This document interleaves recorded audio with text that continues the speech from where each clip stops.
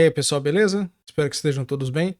Bem-vindos a mais uma aula. E nessa aula eu vou continuar o assunto sobre a equação de Poisson, mas nós vamos resolver a equação de Laplace em coordenadas cartesianas. Solta a vinheta.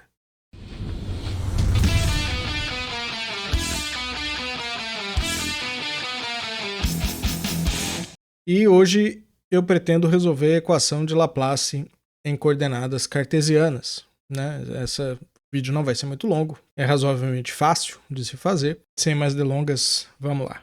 Antes de falar da equação de Laplace, vamos recordar que a gente começou falando da equação de Poisson, né? A equação de Poisson, ela é a equação de um potencial para um campo do tipo 1 sobre R2, e em que R é a distância entre a partícula que sofre a ação do campo e o centro do campo. A equação de Poisson que nós encontramos para um potencial U, que depende da posição x do meu espaço euclidiano, é desse tipo aqui, em que eu tenho aqui o operador laplaciano. E nós vimos que a solução geral para essa equação é desse tipo aqui, em que o zero é solução da equação de Laplace.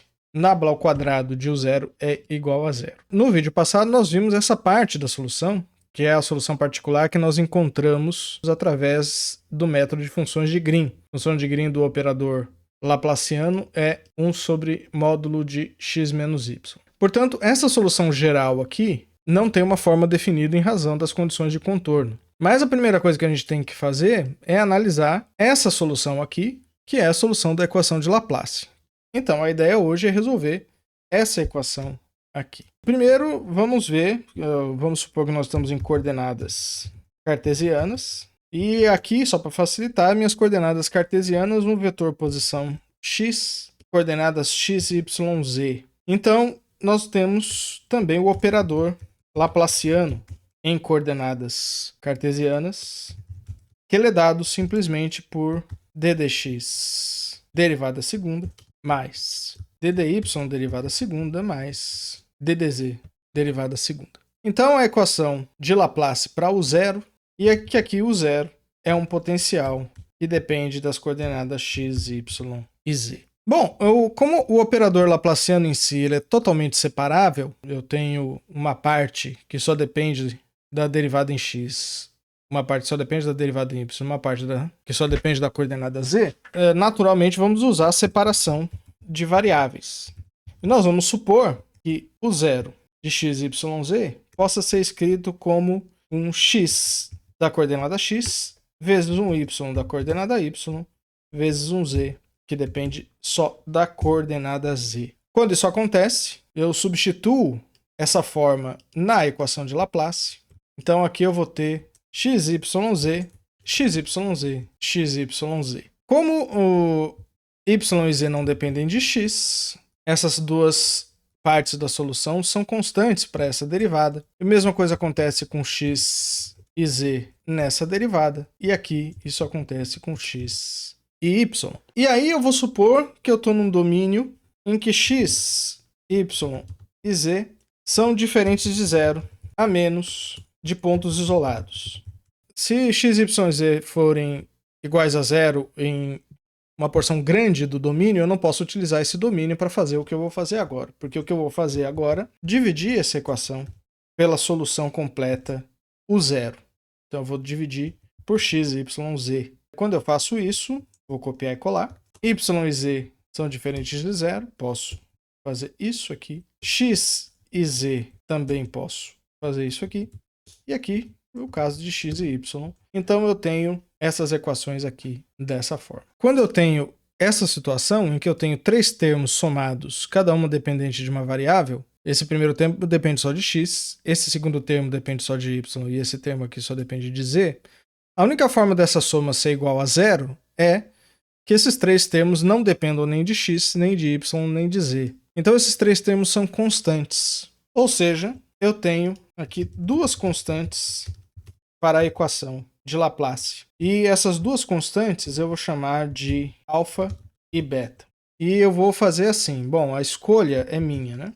Agora eu vou explicitar os argumentos. O x só depende de x. Esse cara aqui eu vou chamar de menos alfa ao quadrado. A equação para y, né, só depende de y, contudo, mais uma vez, ela tem que ser uma constante que eu vou chamar de menos beta ao quadrado. E se esses dois são iguais a alfa ao quadrado e beta ao quadrado, com esse sinal negativo, isso significa que 1 sobre z d2z dz ao quadrado tem que ser igual a alfa ao quadrado mais beta ao quadrado. E aí nós vamos para as soluções. Nós temos aqui essa equação aqui, ela depende exclusivamente de x, então essa derivada é uma derivada total. E o x aqui pode vir para cá dessa forma. Essa solução aqui tem uma óbvia cara de uma exponencial complexa e alfa x. A equação para y também vai ser a mesma coisa. Também tem uma solução exponencial. Aqui a derivada, agora uma derivada não parcial, que é uma equação independente. E, portanto, meu y de y é igual também a uma exponencial de mais ou menos i beta y. A equação para z fica um pouquinho diferente. Obviamente, eu tenho alfa ao quadrado mais beta ao quadrado aqui. Multiplico por z. Esse cara vai embora. Então, eu tenho 2z dz2 igual a alfa mais beta z. Esse cara também, a solução é exponencial, mas ela não é uma exponencial complexa, né? Porque eu não tenho esse sinal negativo aqui. Ela vai ser uma exponencial simples, em que aqui eu tenho mais ou menos raiz de alfa ao quadrado mais beta ao quadrado, coordenada z. Então deixa eu colocar essa coordenada z para cá, para não confundirmos dentro da raiz. Então nós temos aqui essas soluções, tá certo? Agora cuidado que o jeito que eu escrevi aqui, essas não são soluções gerais. Lembre-se que essas equações agora se tornaram equações diferenciais ordinárias, de segunda ordem e lineares, então valem todos os teoremas que vocês já estudaram em cálculo. Por exemplo, que uma solução geral para x, para y ou para z é qualquer combinação linear de duas soluções linearmente independentes. Então, por exemplo, para x, eu tenho duas soluções linearmente independentes, que são as exponenciais positiva e negativa. Eu vou reescrever essas soluções de uma maneira mais apropriada, porque vocês sabem que as exponenciais complexas podem ser escritas em função de senos e cossenos em razão da identidade de Euler. Então eu vou reescrevendo, eu vou reescrever as soluções da seguinte forma. O x eu vou escrever como uma constante a seno de alfa x mais uma constante b cosseno de alfa x. O mesmo para y.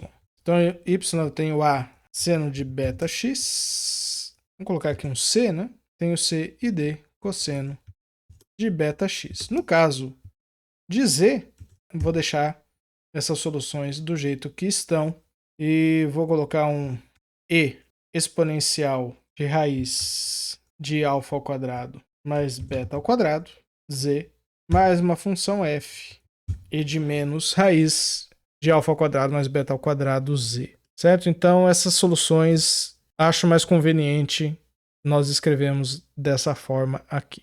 Para descobrir as constantes alfa, beta, a, b, c, d, e e f, eu preciso de condições de contorno apropriadas. Então, eu preciso de um problema físico. Então, eu vou supor que eu tenho um cubo gaussiano de lado L. Como é que é esse cubo? Eu tenho um desenho dele bem aqui. Esse cubo aqui tem um dos vértices na origem e tem lado L. E aqui eu tenho os eixos x, y e z. E nós vamos impor condições periódicas nas faces desse cubo. Tá vendo aqui? Eu tenho a face y igual a 0. E eu vou supor que o campo na face y igual a 0 é igual ao campo na face y igual a L. E da mesma forma, a face x igual a 0 vai ter o mesmo campo que a face x igual a L, mas no eixo z eu vou deixar livre. Vou colocar condições periódicas no eixo x e no eixo y.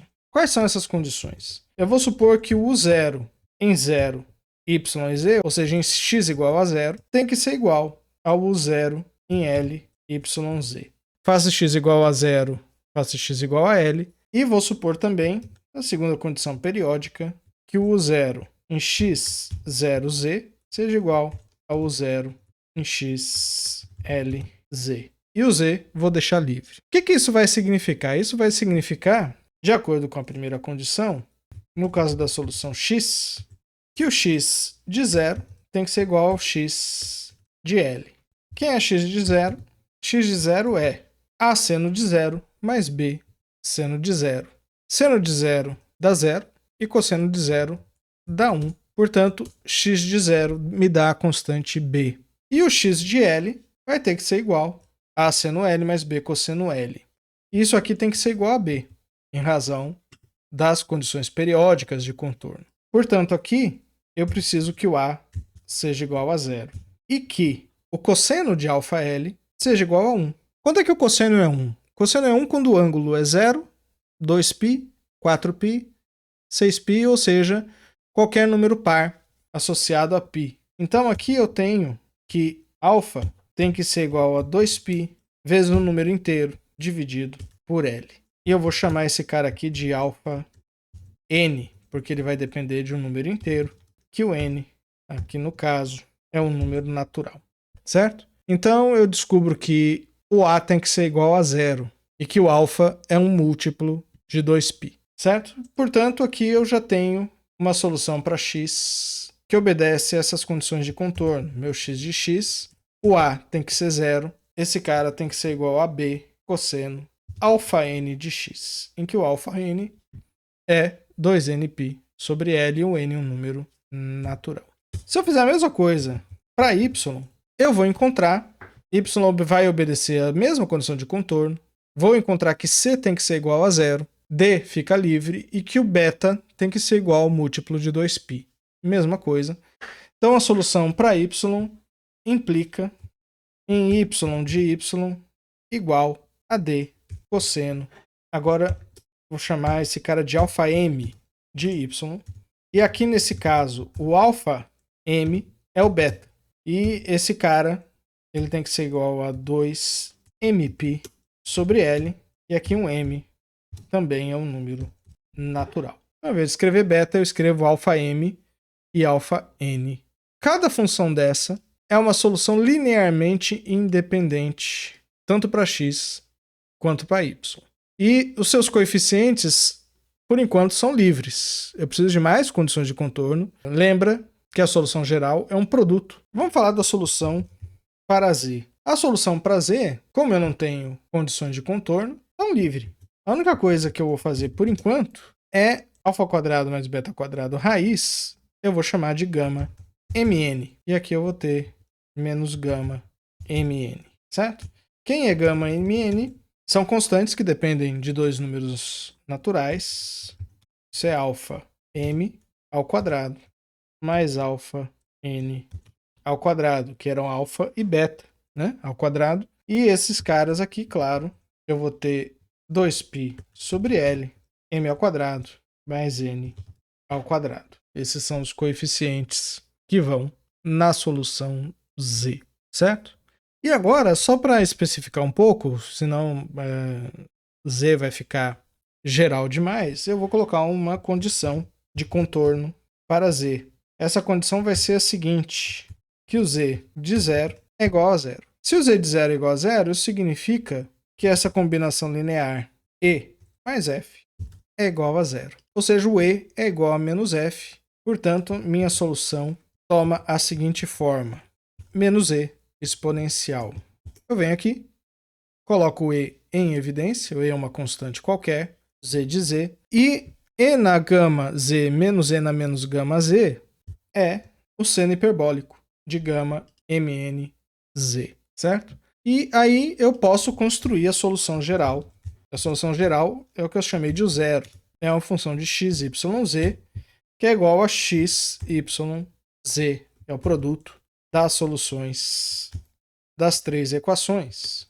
E, portanto, eu tenho que fazer esse produto. Nessas condições de contorno, eu tenho cosseno de alfa x, cosseno de beta y, eu tenho alfa n e alfa m, e eu tenho seno hiperbólico de gama mn z. Para cada valor de m e n, isso aqui é uma solução. Portanto, eu vou realizar uma soma em m e n. Ambos vão de 0 a infinito, de coeficientes que eu vou chamar de a, mn, vezes esses senhores.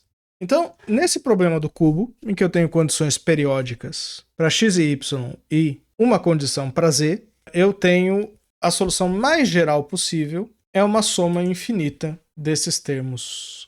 Lembrem-se que eu tenho aqui funções de 3 variáveis. E caso vocês se lembrem do curso de métodos de física teórica que vocês tiveram, vários tipos de funções eu posso escrever como combinações lineares de funções trigonométricas. Então eu estou escrevendo a solução geral da equação de Laplace em termos dessas soluções. E isso aqui é uma generalização do que a gente chama de série de Fourier. Exceto que quando eu fiz esse cara aqui, 2 vezes é seno hiperbólico, só para não errar.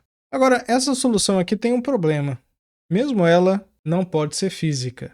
Por quê? Porque quando z vai para infinito ou menos infinito, o seno hiperbólico explode, né? Então ela vai ser uma solução que vai existir simplesmente para z limitado. E aí, claro, outras soluções dependem de outras condições de contorno. Bom, volta para cá. Nós realizamos aqui as soluções para a equação de Laplace em coordenadas cartesianas com algumas condições de contorno apropriadas. Claro que condições de contorno diferentes vão resultar em soluções diferentes, né? Mas essa é a ideia por enquanto. Na próxima aula vou resolver a equação de Laplace em coordenadas esféricas. Então, bons estudos e até a próxima.